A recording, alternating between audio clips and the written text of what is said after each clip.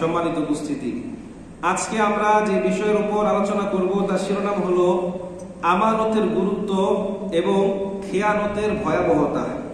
সম্মানিত উপস্থিতি, আমানত শব্দটি আরবি আমনুন মূল ধাতু থেকে নির্গত, যার বাংলা আবিধানিক অর্থ ভরসা করা, আস্থা রাখা, কাউকে বিশ্বাস করে তার কাছে কোনো কিছু গচ্ছিত রাখা।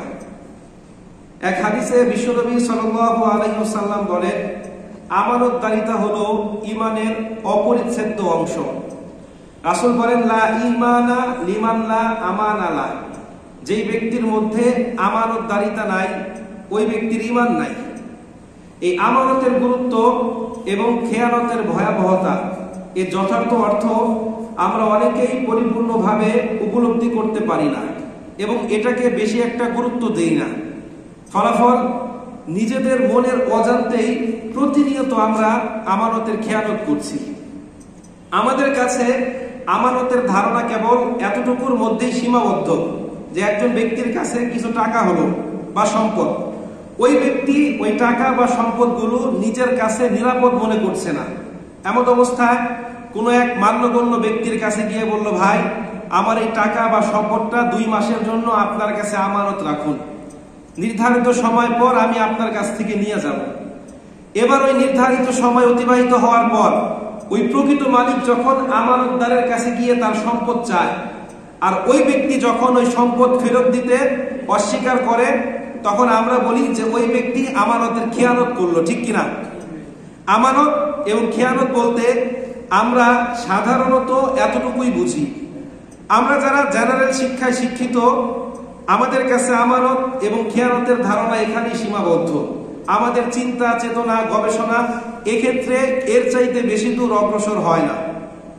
অবশ্যই এতে কোনো সন্দেহ নয় যে এটা আমানতের খেয়ানত এবং বড় ধরনের একটা অপরাধ। হাদিসে এটাকে আবার মুনাফিকের বৈশিষ্ট্য বলে ঘোষণা করা হয়েছে। কিতাবের নাম সহিহ মুসলিম, হাদিস নম্বর 59।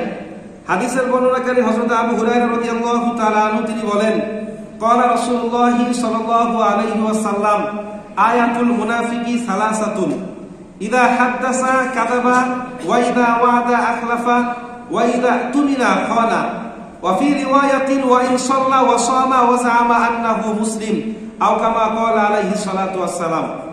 রাসূল বলেন, আয়াতুল মুনাফিকি সালাসাতুন, মুনাফিকের নিদর্শন তথা বৈশিষ্ট্য হচ্ছে 3টা। কয়টা? 3টা। 1 নাম্বার, ইযা হাদাসা কাযাবা, যখন সে কথা বলে তখন মিথ্যা কথা বলে। ওয়া ইযা ওয়াদা আখলাফা, যখন সে কারো সঙ্গে প্রতিজ্ঞাবদ্ধ হয়, ওয়াদাবদ্ধ হয়, সেটাকে খেলাফ করে। 3 নাম্বার, ওয়া ইযা তুমিনা খানা, যখন তার কাছে কোনো কিছু গচ্ছিত রাখা হয় ওই আমানতটাকে সে কি করে? খেয়ানত করে। ওয়া ফি রিওয়ায়াতিন ওয়া ইন সাল্লা ওয়া সামা ওয়া জামা আন্নাহু মুসলিম, আর বর্ণিত হয় রাসূল বলেন, যদিও সে নামাজ পড়ে, রোজা রাখে, নিজেকে মুসলিম দাবি করে, তারপরও ওই ব্যক্তি মুনাফিক। অন্য হাদিসের মধ্যে রাসূল বলেন যে মুনাফিকের বৈশিষ্ট্য হচ্ছে 4টা। কয়টা? উপরযুক্ত 3টা, আর 4 নাম্বার হচ্ছে ওয়া ইযা খাসামা ফাজারা, যখন সে কারো সঙ্গে ঝগড়াঝাটি করে তখন অশ্লীল ভাষায় তাকে গালমন্দ করে। সম্মানিত উপস্থিতি, তো হাদিসে আমানতের খেয়ানতকারীকে কাফেরের চাইতে নিকৃষ্ট, মুশরিকের চাইতে জঘন্যতম পাপী মুনাফিকদের সঙ্গে তুলনা করা হয়েছে। এই মুনাফিকরা সর্বদা মানুষের সঙ্গে দ্বিমুখী আচরণ করে, অর্থাৎ তাদের মুখে মধু, অন্তরে বিষ। মুখ দিয়ে আপনাকে 10 বার সারসার বলবে, কিন্তু অন্তর দ্বারা 100 বার কি করবে? গালি দিবে। মুখে হেসে হেসে আপনার সঙ্গে কথা বলবে, কিন্তু তার অন্তরে হিংসার আগুন দাও দাও করে জ্বলবে। এই জন্য তাদের চেহারা দেখে আমরা বুঝতে পারি না যে কে শত্রু কে বন্ধু। আল্লাহ পাক রব্বুল আলামিন কিয়ামত দিবসে তাদের উপর কঠিন শাস্তির ঘোষণা দিয়েছেন। সূরাতুন নিসার 145 নম্বর আয়াত, আল্লাহ পাক বলেন, ইন্নাল মুনাফিকিনা ফি দারকিল আসফালি মিনান নার ওয়া লান তাজিদা লাহু নাসীরা, নিশ্চয়ই মুনাফিকরা তাদের দ্বিমুখী আচরণের জন্য কিয়ামতের দিন জাহান্নামের সর্বনিম্ন স্তরে থাকবে। ওয়া লান তাজিদা লাহু নাসীরা, আর সেদিন তাদের কোনো প্রকার সাহায্যকারী থাকবে না। তো শরীয়তের পরিভাষায় এই আমানতদারিতা হলো একটা ব্যাপক অর্থবোধক শব্দ। এই আমানত শুধুমাত্র টাকা পয়সা ধন সম্পদ অর্থকরীর মধ্যেই সীমাবদ্ধ নয়, বরং আমাদের রবের পক্ষ থেকে আমাদেরকে দেয়া সকল দায়িত্বই হচ্ছে কি আমানত। এই আমানতের অনেক প্রকার আছে, যেমন টাকা পয়সার আমানত, ধন সম্পদের আমানত, অন্যের গোপনীয়তা রক্ষার আমানত, নিজের উপর অর্পিত দায়িত্বের আমানত, অন্যের জান মাল ইজ্জত হেফাজতের আমানত। এখান থেকে একটা বিষয় পরিষ্কার যে জীবনের প্রত্যেকটা ক্ষেত্রে কোনো মানুষ যদি আল্লাহর দেয়া আদেশগুলো রাসূলের দেখানো পদ্ধতি অনুযায়ী পালন করে, ওই ব্যক্তি আমানতকে পরিপূর্ণভাবে রক্ষা করলো। পক্ষান্তরে যেই ব্যক্তি না করে, সে আমানতের কি করলো? খেয়ানত করলো। সম্মানিত উপস্থিতি, সূরাতুল আহজাবের ৭২ নম্বর আয়াত আল্লাহ পাক রব্বুল আলামিন বলেন, ইন্না আরাদনাল আমানাতা আলাস সামাওয়াতি ওয়াল আরদি ওয়াল জিবাল ফাআবাইনা আইয়াহমিলনাহা ওয়া আশফাকনা মিনহা ওয়া হামালাহাল ইনসান ইন্নাহু কানা যালুমান জাহুলা। আল্লাহ পাক বলছেন, ইন্না আরাদনাল আমানাতা আলাস সামাওয়াতি ওয়াল আরদি ওয়াল জিবাল, নিশ্চয়ই আমি আল্লাহ পাক রব্বুল আলামিন আসমান জমিন পর্বতমালা সৃষ্টি করার পর তাদের কাছে আমার আমানত উপস্থাপন করলাম। ফাআবাইনা ইয়াহমিলনাহা ওয়া আশফাকনা মিনহা, অতঃপর তারা এই আমানতগুলো দেখে ভীত সন্ত্রস্ত হয়ে এই আমানতের বোঝা বহন করতে নিজেদের অক্ষমতার কথা প্রকাশ করলো। ওয়া হামালাহাল ইনসান, কিন্তু মানুষ এই আমানতকে কি করলো? গ্রহণ করলো।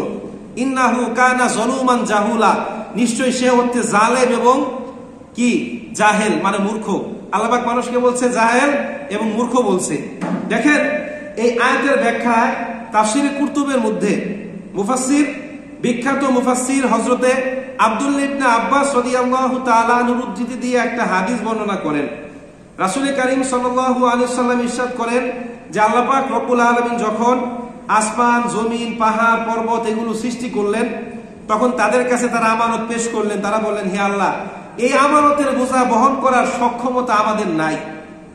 তো এরপর আল্লাহ পাক হযরত আদম আলাইহিস সালাতু ওয়াস সালামকে সৃষ্টি করলেন এবং তার কাছে বললেন যে দেখো, আমি আমার এই আমানত আসমান জমিন পাহাড় পর্বতের কাছে উপস্থাপন করেছিলাম, তারা নিজেদের অক্ষমতার কথা প্রকাশ করেছে। এখন তুমি কি নির্ধারিত প্রতিদানের বিনিময়ে এই আমানতকে রক্ষণাবেক্ষণ করতে পারবে? তো আদম আলাইহিস সালাতু ওয়াস সালাম বললেন, হে আমার পালনকর্তা, যদি আমি এই আমানতকে রক্ষণাবেক্ষণ করি তাহলে প্রতিদান হিসাবে কি পাবো? তখন আল্লাহর পক্ষ থেকে উত্তর আসলো যে পূর্ণাঙ্গ আমানত রক্ষা করতে পারলে অনেক বেশি প্রতিদান পাবে, আর খেয়ানত করলে কঠিন শাস্তির সম্মুখীন হতে হবে। তখন হযরত আদম আলাইহিস সালাতু ওয়াস সালাম আল্লাহর নৈকট্য সন্তুষ্টি ও আল্লাহর কাছ থেকে পুরস্কারের আশায় এই আমানতের বোঝা বহন করলেন। আমানতের বোঝা বহন করার পর জোহর থেকে আসর পর্যন্ত যে সময়, আরেক বর্ণনায় আছে আসর থেকে মাগরিব পর্যন্ত যে সময়, এই সময়টার মধ্যেই সে আমানতের খেয়ানত করলো। শয়তানের ধোঁকায় পড়ে আদম আলাইহিস সালাতু ওয়াস সালাম কি করলেন? আমানতের খেয়ানত করলেন, যার ফলে আল্লাহ পাক রব্বুল আলামিন তাকে আসমান থেকে, জান্নাত থেকে পৃথিবীতে নামিয়ে দিলেন। এখন এই যে এতক্ষণ আমানত বললাম, এই আমানত মানে কি? এই আমানত মানে হচ্ছে আল্লাহ পাক রব্বুল আলামিনের আনুগত্য, জীবনের সকল ক্ষেত্রে তার আদেশ নিষেধ অনুশাসন কি করা? মেনে চলা। সম্মানিত উপস্থিতি, তো আমি বলছিলাম যে প্রচলিত অর্থে আমরা আমানত বলতে যা বুঝি, আমানত শুধুমাত্র কেবলমাত্র ততটুকুর মধ্যেই সীমাবদ্ধ নয়, বরং আমাদের জীবনের প্রত্যেকটা কাজ, প্রত্যেকটা দায়িত্ব, প্রত্যেকটা জিনিসের সঙ্গে রয়েছে এই আমানতের সম্পর্ক। এক কথায় বলতে গেলে মানুষের পুরো জীবনটাই আল্লাহর পক্ষ থেকে তাদেরকে দেয়া আমানত। আমাদের হাত, পা, নাক, কান, মুখ, গলা, কিডনি, লিভার, ফুসফুস, বাল্ব, রক্ত, এই সব কিছু আল্লাহর পক্ষ থেকে আমাদেরকে দেয়া কি? আমানত। আমাদের যে জীবন আছে, মানুষ কিন্তু তার এই জীবনের প্রকৃত মালিক নয়। আমাদের জীবনের প্রকৃত মালিক আমরা। আমাদের জীবনের প্রকৃত মালিক হচ্ছে আল্লাহ, আমরা কেবল আমানতদার। এখন যুক্তি কি?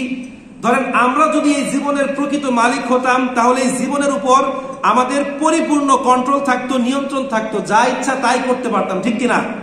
ধরেন আমি এই মোবাইল ফোনটার মালিক, আমি চাইলে এটার সঙ্গে যা ইচ্ছা তা করতে পারি, এটা দিয়ে গান বাজাতে পারি, ওয়াজ শুনতে পারি, কেরাত শুনতে পারি, চাইলে আসার দিয়ে ভেঙে ফেলতে পারি। কারো কাছে কৈফিয়ত দিতে হবে? হবে না। এই মোবাইলটা যদি এখন আপনার হয়, আপনার কাছ থেকে কথা বলার জন্য যদি আমি নেই, এখন যদি আমি এটা ভেঙে ফেলি, কারো কাছে কৈফিয়ত দিতে হবে কি হবে না? কারণ মালিক আপনি। এখন আমরা যে আমাদের এই জীবনের প্রকৃত মালিক নয়, তার সবচেয়ে বড় প্রমাণ হচ্ছে আমরা জানি না যে কখন আমাদের এই জীবনের সঙ্গে কি ঘটবে, ঠিক কিনা? কেউ জানেন যে আগামীকাল আপনি বেঁচে থাকবেন? এর সবচেয়ে বড় আরেকটা প্রমাণ হচ্ছে গত সোমবারের আগে সোমবার উত্তরা দিয়াবাড়ির মাইলস্টোন স্কুল অ্যান্ড কলেজে এই যে কোমলমূর্তি কয়েক ডজন শিক্ষার্থী বিমান ক্র্যাশের যে আগুনে পুড়ে একেবারে কি হয়ে গিয়েছে, ছাই হয়ে গিয়েছে। মরার কয়েক মুহূর্ত আগ পর্যন্ত তারা জানতেন না, ঠিক কিনা?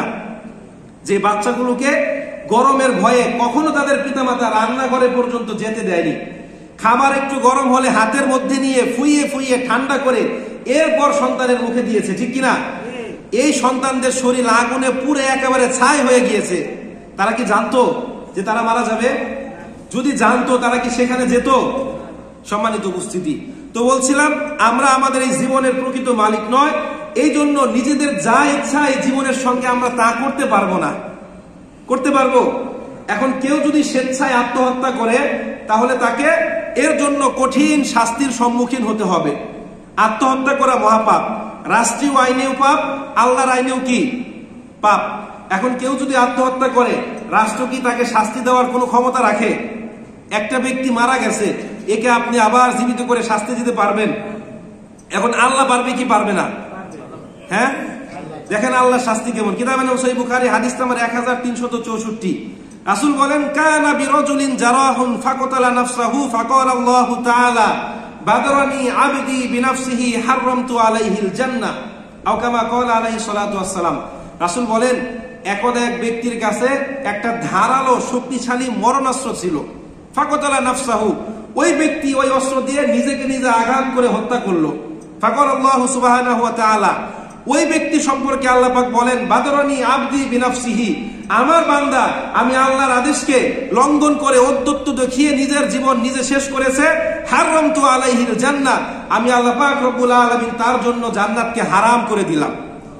সম্মানিত উপস্থিতি, এখন দেখেন গত কয়েক বছর যাবত আমাদের দেশে ইউনিভার্সিটিতে অধ্যয়নরত শিক্ষার্থীদের মধ্যে আত্মহত্যার প্রবণতা দিনের পর দিন বেড়েই চলছে।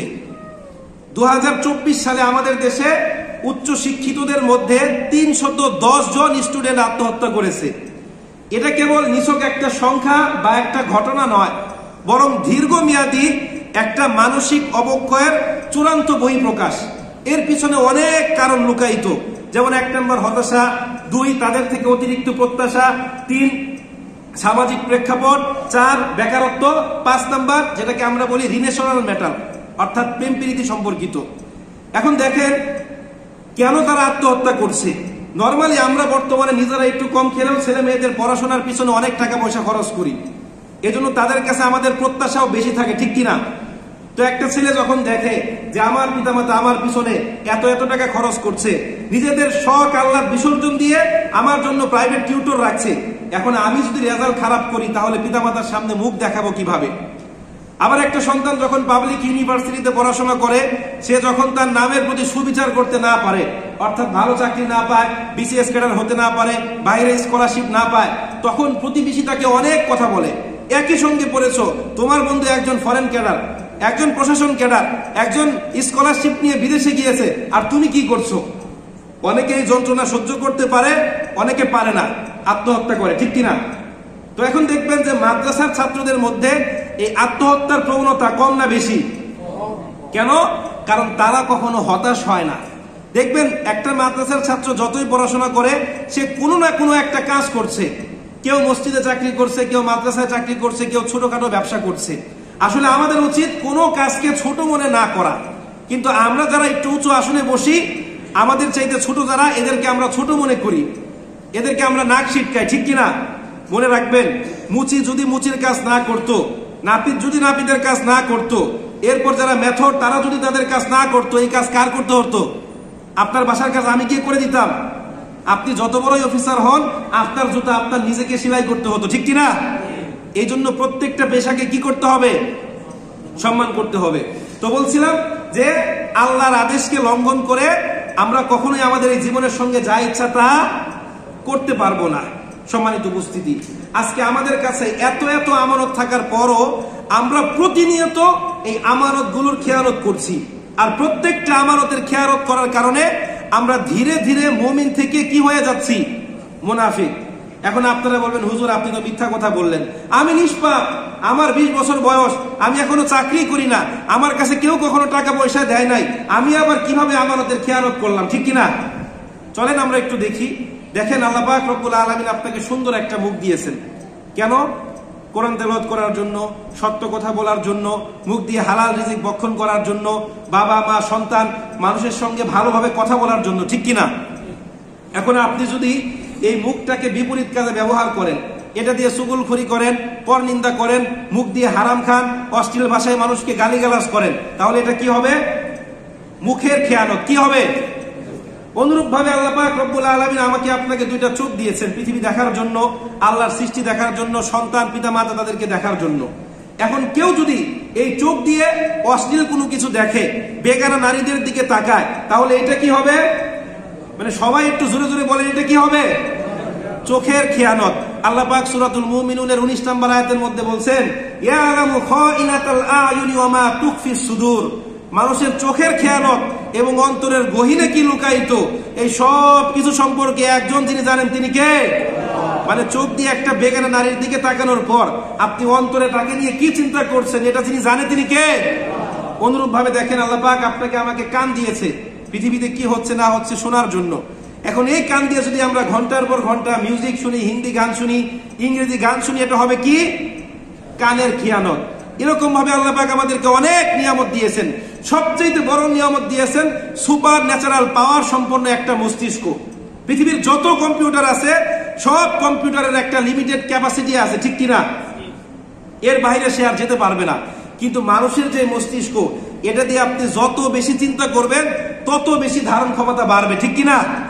সম্মানিত উপস্থিতি, এখন আমরা এই মস্তিষ্ক দিয়ে চিন্তা করছি, দেয়ার ইজ নো ক্রিয়েটর, স্রষ্টা বলতে কেউ নাই।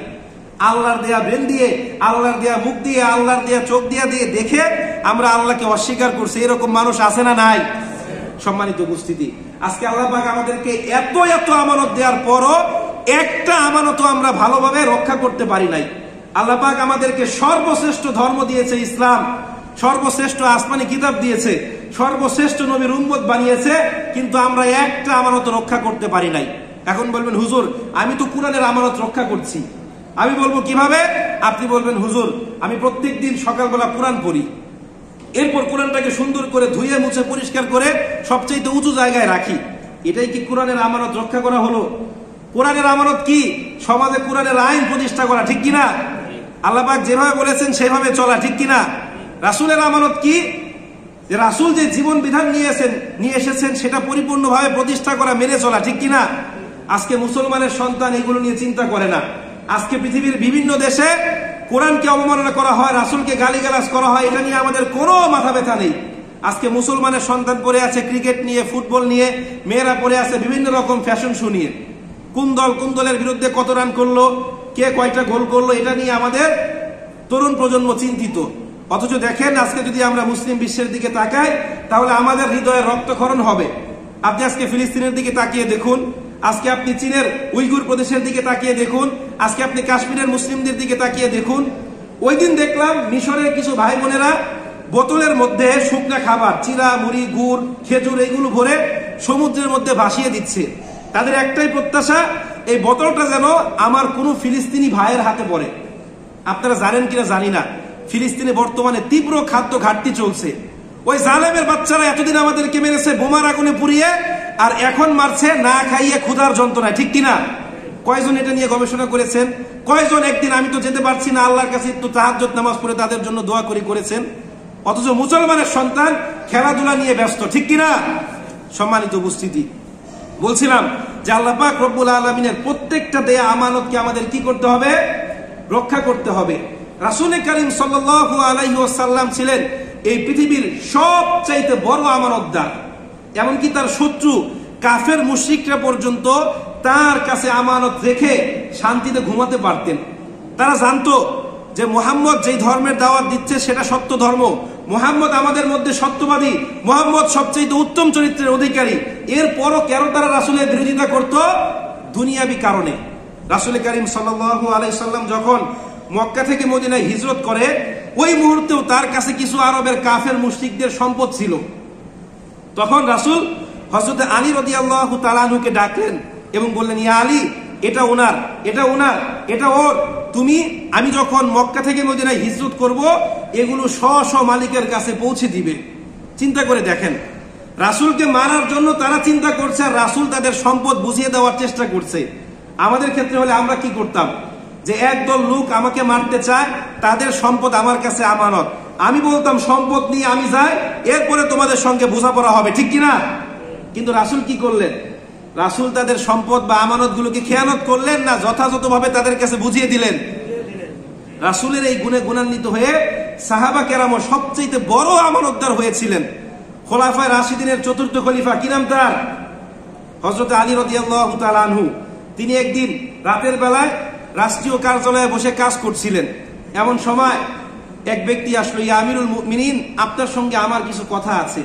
তিনি বললেন, কথা কি ব্যক্তিগত নাকি রাষ্ট্রীয়? বললেন, ইয়া আমিরুল মুমিনিন, আমার ব্যক্তিগত কথা। সঙ্গে সঙ্গে তিনি বাতিটা বন্ধ করে দিলেন। ওই ব্যক্তি অবাক হয়ে জিজ্ঞাসাবাদ করলেন, ইয়া আমিরুল মুমিনিন, আপনি কেন বাতিটা বন্ধ করলেন? হযরত আলী রাদিয়াল্লাহু তাআলা আনহু বললেন, দেখো, এই বাতিটা জ্বলছে রাষ্ট্রের তেলে, আর তুমি আমার সঙ্গে কথা বলতে এসেছো ব্যক্তিগত। আমি যদি মুসলিম জাহানের খলিফা হয়ে রাষ্ট্রীয় তেল পুরে ব্যক্তিগত কাজ করি, পরকাল দিবসে আল্লাহর কাছে কি জবাব দিব? এই জন্য আমি বাতিটা বন্ধ করে দিলাম।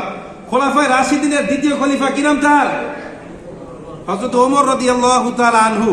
এই ওমর রাদিয়াল্লাহু তাআলা আনহু যখন মুসলিম জাহানের খলিফা হয়, তখন তার রাতের বেলার ইবাদত এবং আরামের ঘুম যেন হারাম হয়ে গিয়েছিল। রাতের বেলায় ওমর মদিনার অলিতে গলিতে রাস্তাঘাটে কি করতেন? ঘুরে বেড়াতেন, যে তার অধীনস্থ যারা আছে এদের সমস্যাগুলো দেখতেন, পর্যবেক্ষণ করতেন, সমস্যার সমাধান দেওয়ার চেষ্টা করতেন। তো এই আমিরুল মুমিনিন একদিন, যে ওমরকে দেখে শয়তান পর্যন্ত ভয় পেত, যে ওমরের এক ধমকে গোটা মক্কা পর্যন্ত কেঁপে যেত, সেই ওমর বার্ধক্যে উপনীত হয়ে গিয়েছে। রাতের বেলায় তার সঙ্গীকে সঙ্গে নিয়ে হাঁটছেন, দেখছেন দূর একটা মরুভূমিতে ছোট্ট একটা আগুন জ্বলছে এবং একটা কান্নার আওয়াজ ভেসে আসছে। ওমর রাদিয়াল্লাহু তাআলা আনহু আস্তে আস্তে সেখানে গেলেন। কান্নার আওয়াজটা আরেকটু তীব্র হচ্ছিল। এবার তিনি অনেকক্ষণ দাঁড়িয়ে পর্যবেক্ষণ করলেন যে এক মহিলা কি যেন রান্না করছে। সে জাল দিচ্ছে, পাতিলাটা গরম হচ্ছে, কিছুক্ষণ পর পর সে পাতিলার ঢাকনা খুলছে আর সন্তানকে বলছে, এই যে বাবা, হয়ে গিয়েছে, আরেকটু। এরপর পাতিল থেকে ধোঁয়া উঠছে। এভাবে সে অনেকক্ষণ পর্যবেক্ষণ করলো যে এতক্ষণে তো খাবার হয়ে যাওয়ার কথা, তারপর মহিলা বলছে, বাবা আরেকটু, বাবা আরেকটু, বাবা আরেকটু। এবার তিনি আর কৌতূহল ধরে রাখতে পারলেন না, কাছে গিয়ে বললেন, মা, আপনি এখানে কি করছেন? এতক্ষণ যাবত কি রান্না করছেন? আপনার বাড়ি কোথায়? মহিলা বলল, দেখেন, আমি মদিনার কেউ নয়, আমার স্বামী মারা গিয়েছে, এই যে ছোট ছোট বাচ্চা আছে আমার, আমি ঠিক মতো তাদের ভরণ পোষণ করতে পারছি না, আমি খলিফা ওমরের সঙ্গে দেখা করব। কেন? কারণ ওমর আমার সম্পর্কে অজ্ঞ, আমার স্বামী মারা গিয়েছে, আমি এই রাষ্ট্রের একজন নাগরিক, আমার ভরণ পোষণ করার কথা ছিল তার, কিন্তু সে আমার সম্পর্কে বেখবর, আমি তার কাছে গিয়ে জবাবদিহিতা নিব। তখন ওমর রাদিয়াল্লাহু তাআলা আনহু জিজ্ঞাসাবাদ করলেন, আচ্ছা, এই পাতিলের মধ্যে কি রান্না হচ্ছে? মহিলা বললেন, দেখুন, আমি তো অনেক অভাবী, আমার কাছে কোনো খাবার নাই, এই বাচ্চাগুলো খাবারের জন্য কান্না করছিল, এখন আমি কি করব? আমি আগুন জ্বালিয়ে এই পাতিলের মধ্যে কিছু পানি আর কয়েকটা পাথর দিয়ে জাল দিচ্ছিলাম, এই আশায় যে সন্তান খাবারের জন্য অপেক্ষা করতে করতে এক সময় ঘুমিয়ে পড়বে। ওমর রাদিয়াল্লাহু তাআলা আনহু এই দৃশ্য দেখে সঙ্গে সঙ্গে সেখান থেকে চলে গেলেন রাষ্ট্রীয় গুদাম ঘরে। যাওয়ার পর তার যে খাদেম খুদ্দাম আছে তাদেরকে বললেন, জলদি এক বস্তা আটা দাও, কিছু ঘি দাও, কিছু তেল দাও। এগুলো নিয়ে তিনি বললেন, আমার পিঠে উঠিয়ে দাও। তারা বললেন, ইয়া আমিরুল মুমিনিন, আপনার জন্য আমার জীবন কুরবান, আমি থাকতে কেন আপনি এই বৃদ্ধ বয়সে আটার বোঝা পিঠে নিবেন? ওমর রাদিয়াল্লাহু তাআলা আনহু বললেন, যে এই বোঝা আল্লাহ পাক আমার পিঠে দিয়েছে, কিয়ামতের দিন কি তুমি এই বোঝা বহন করবে? যে ওমরকে দেখে শয়তান পর্যন্ত ভয় পায়, সঙ্গে সঙ্গে সেই ওমর এই আটার বোঝা পিঠে করে নিয়ে কোথায় গেলেন? ওই মহিলার কাছে। এই পাতিল থেকে পাথরগুলো সরিয়ে নিজেই আটা গরম করলেন, নিজেই রুটি বেললেন। এবার সেই মহিলাকে বললেন, মা, আপনি এই রুটিগুলো সেকেন, আমি এই বাচ্চাকে একটু সান্ত্বনা দেই। ওমর রাদিয়াল্লাহু তাআলা আনহু কি করলেন? নিজে ঘোড়া হলেন, বাচ্চাগুলোকে পিঠের উপর উঠিয়ে ঘোড়া ঘোড়া খেলছেন তাদের সঙ্গে। যে ওমরকে দেখে শয়তান ভয় পায়, গোটা মুসলিম বিশ্বের খলিফা যিনি, তিনি কি করছেন? বাচ্চাদের সঙ্গে ঘোড়া ঘোড়া খেলছেন। চিন্তা করে দেখেন। এরপর মহিলা রুটি খেলো, বাচ্চাদেরকে খাওয়ালো এবং বলছে, ইস, যদি ওমর এই রাষ্ট্রের খলিফা না হয়ে আপনি হতেন তাহলে কতই না ভালো হতো। সম্মানিত উপস্থিতি, এরা হচ্ছে আমানতদার। এরা কি আমানতদার? আজকে দেখেন আমাদের দেশে অনেক আমানতদার আছে, যারা নির্বাচনের আগে মানুষকে অনেক প্রতিশ্রুতি দেয়, অনেক কথা বলে, কিন্তু নির্বাচিত হওয়ার পর কি করে? জনগণের খাদেম থেকে শোষক হয়, ঠিক কিনা? দেশের টাকা বাহিরে পাচার করে। এগুলো নিয়ে বললেই পাবলিক বলে হুজুর খুলো রাজনীতি নিয়ে কথা বলে। একটা কোরআনের আয়াত দেখান তো যেটা রাজনীতির বিরুদ্ধে যায় বা যেটা রাজনীতি নিয়ে কথা বলে না। সম্মানিত উপস্থিতি, বলছিলাম যে এই আমানতদারিতা হচ্ছে একটা জাতির উন্নতি, অগ্রগতি, একটা জাতির সংস্কারের পিছনে সবচেয়ে বড় ভূমিকা পালন করে। একটা প্রতিষ্ঠান বা দেশের গুরুত্বপূর্ণ পদে থাকা ব্যক্তিবর্গ যদি সৎ, যোগ্য, তাকওয়াবান, আমানতদার হয়, তাহলে ওই দেশ বা প্রতিষ্ঠান বুলেটের গতিতে সামনের দিকে এগিয়ে যায়, ঠিক কিনা? পক্ষান্তরে একটা রাষ্ট্রের গুরুত্বপূর্ণ পদে থাকা ব্যক্তিবর্গ যদি চোর হয়, বাটপার হয়, চাঁদাবাজ হয়, দখলদার হয়, তাহলে ওই রাষ্ট্র বুলেট গতিতে কোন দিকে এগিয়ে যায়? অধপতনের দিকে এগিয়ে যায়, ঠিক কিনা? সম্মানিত উপস্থিতি, আজকে দেখেন আমাদের দেশে সাক্ষরতার হার কত?